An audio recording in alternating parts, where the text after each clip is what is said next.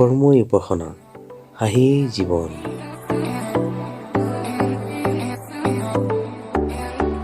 ভাগ্যক কাহানিও বিশ্বাস নকৰিবা, বিশ্বাস কৰিবা শক্তিক।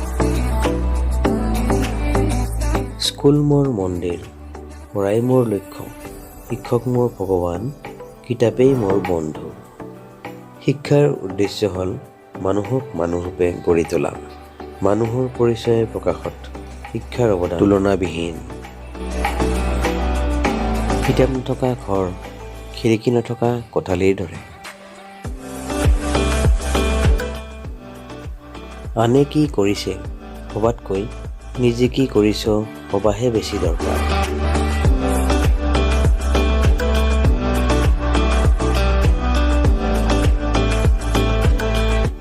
অন্য মানুহে খাবলৈহে জীয়াই থাকে, আনহাতে মই জীয়াই থাকিবলৈহে খাওঁ।